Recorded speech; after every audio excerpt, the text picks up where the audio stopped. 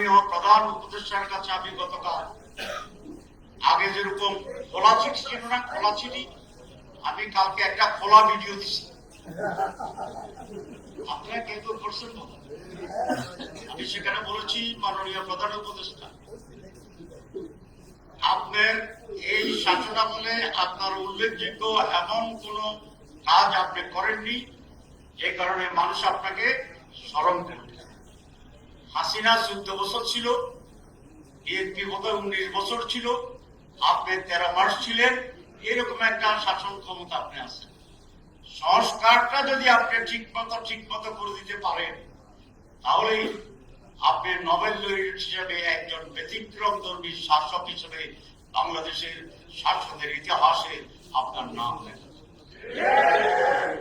সংস্কার minus doctor Yunus zero, সংস্কার plus doctor Yunus hero. আমরা আপনাকে হিরো হিসেবে দেখতে চাই। কারো চাপে আপনি মাথা নত করবেন না, কারণ চাপে যদি আপনি হেরে যান, মহাবিপদ। একদিক থেকে চাপ দিলে এদিকে যাবেন, হেলে আরেক দিকে যদি চাপটা একটু জোরে হয়, তাহলে তো আবার এরকম ফিরে দিতে, তাহলে আপনাকে সারাদিন এরকম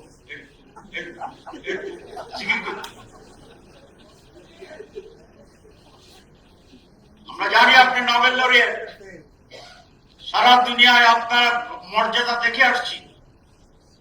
আপনি সাহসী, আপনি কোন চাপে নথি স্বীকার করেন না। ভারতের মতো বিশাল রাষ্ট্রকে আপনি বিদ্যাঙ্গুলি দেখাই দিচ্ছেন, আলহামদুলিল্লাহ।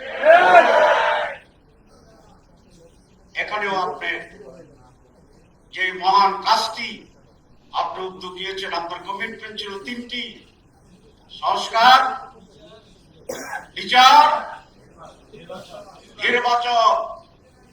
ওই 2টা করলে না সিরিয়ালি 3 নম্বর আসে। আপনি 1 থেকে 3-এ যাবেন না, আপনি 2 থেকে 3-এ যাবেন না, 3-এ যাবেন।